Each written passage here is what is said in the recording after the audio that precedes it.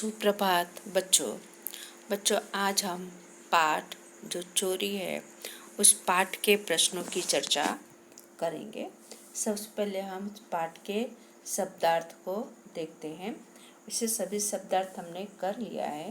By chance कोई शब्दार्थ रह जाता है तो आप उसे अपने कॉपी में देखकर लिख डालिए। यहाँ पर देखते हैं शब्द है अनायास, यानी अचानक या बिना प्रयत्न के। संदेह, शक। रीता का मतलब है खाली, कनस्तर यानी डिब्बा। नियत, दानत, बहस, चर्चा। मुहावरे, लगभग मुहावरे हमने नोट में लिखा है, फिर भी देख लेते हैं। गला फाड़ना, जोर से चिल्लाना, इसका वाक्य प्रयोग भी आपको करना है। आग बबूला हो जाना, बहुत गुस्सा आना, इसके अर्थ है वाक्य प्रयोग आपको करना है। बच्चों हमने मुहावरे भी आपको दिए हैं, तो मैंने अर्थ लिखा है, लेकिन वाक्य प्रयोग आपको करना है। और बच्चों यहाँ पर जो कहावत है, कहावत बोर्ड में पूछते हैं 1 मार्क्स का। ऐसा दिया रहेगा कि लातों के देव बातों से नहीं मानते हैं, तो आपको सिर्फ इतना ही लिखना है कि बुरे लोगों के साथ अच्छा व्यवहार करने से वो नहीं मानते। अब इसको बाई हाल लर्न कर लेना, एग्जाम में पूछते हैं। और यहाँ पर हम देखेंगे स्वाध्याय के जो प्रश्न यहाँ पर दिए हुए हैं, रिक्त स्थान की पूर्ति कीजिए। लेकिन अब इसमें से काफ़ी निकाल दिया गया है। इस तरह के प्रश्न आपको एक वाक्य में पूछे जा सकते हैं यदि रिक्त स्थान की पूर्ति में। तो देखते हैं यहाँ पर निम्नलिखित प्रश्नों के नीचे दिए गए विकल्पों में से सही विकल्प चुनकर उत्तर लिखिए।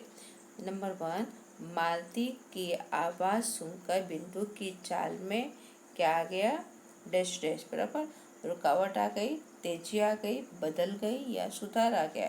तो तेजी आ गई। बराबर। दूसरा प्रश्न है, असली बात बताने का यह तरीका नहीं है, यह वाक्य कौन कहता है? तो यह वाक्य नंदन कहता है। बराबर।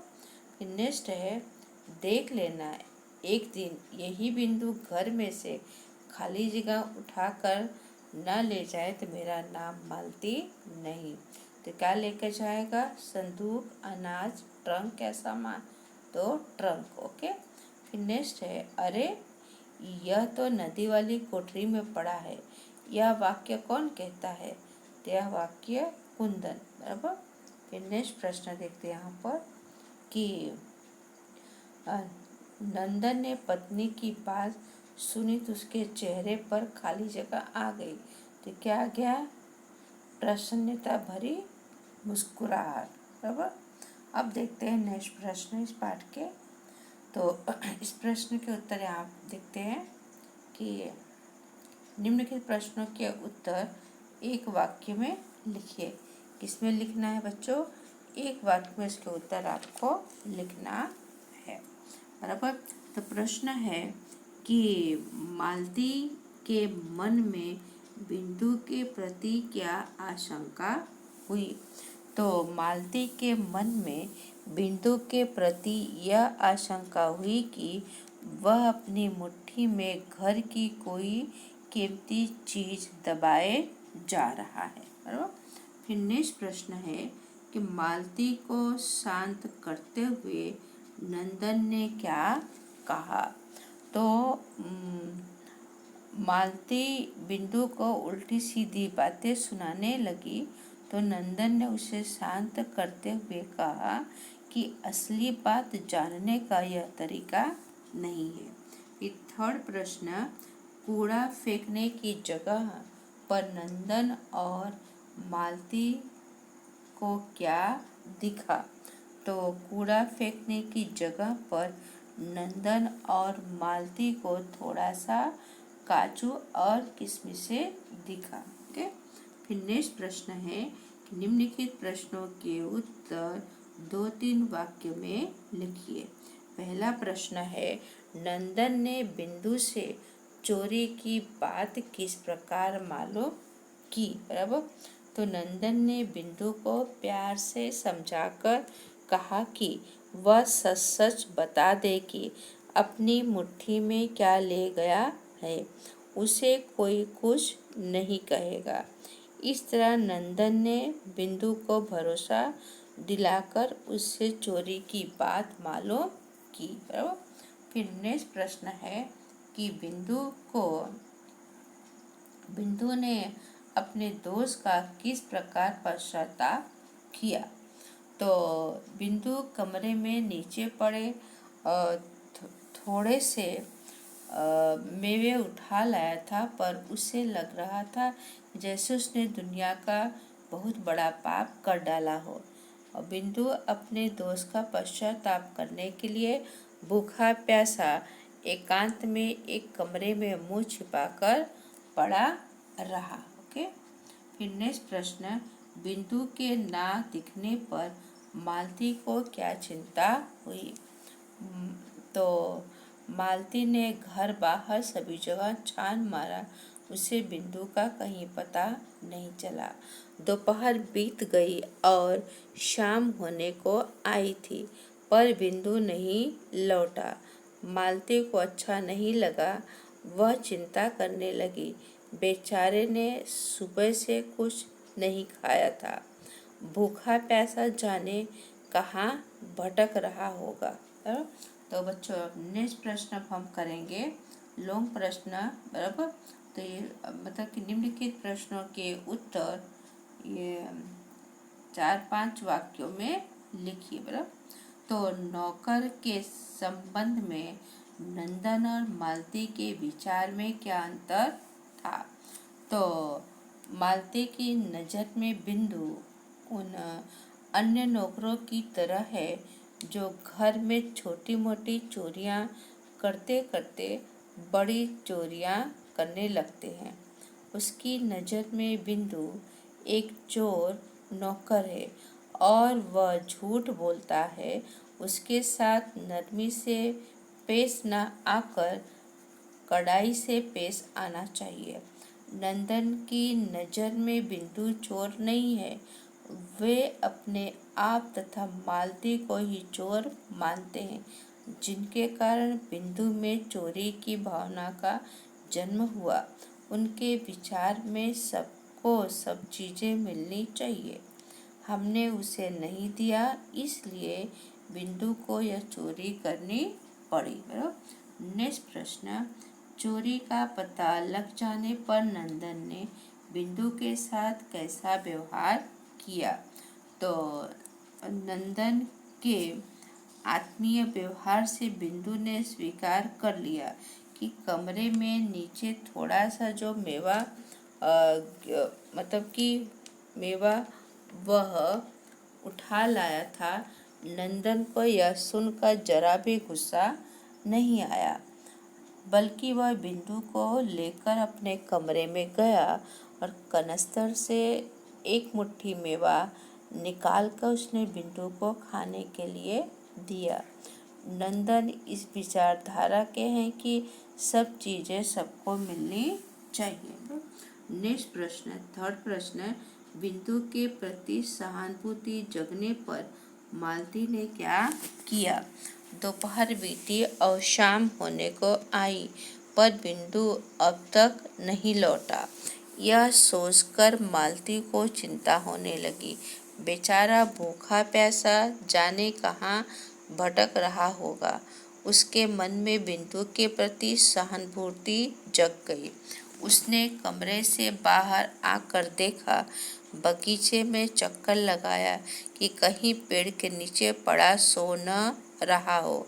फिर वह अपने आप को कोसने लगी, उसने छोटी सी बात को तूल क्यों दिया। तूल देना ने बढ़ावा देना। तभी उसे कुंदन से पता चला कि बिंदु नदी वाली कोठरी में पड़ा है। सुनते ही वह तुरंत जाकर वहां से बिंदु को उठाकर ले आई। वह उसे चौके में ले गई और स्वयं परोस उसे भरपेट खाना खिलाया।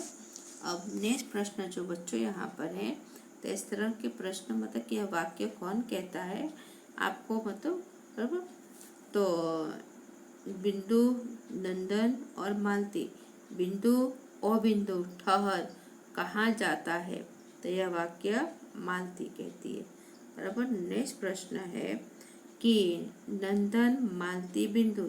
सच बाबूजी, मेरे हाथ में झाड़ू थी और कूड़ा था। कौन कहता है? यह वाक्य बिंदु कहता है।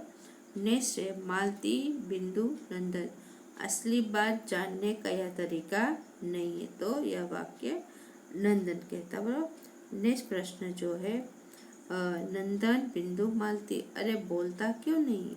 मुंह में जबान नहीं है। बराबर। तो यह वाक्य कौन कहता है?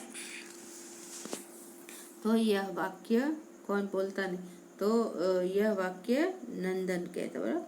फिर नेक्स्ट जो है पांचवा अंतिम, तो मालती, कुंदन, नंदन। अरे वह तो नदी वाले कोठरी में पड़ा है।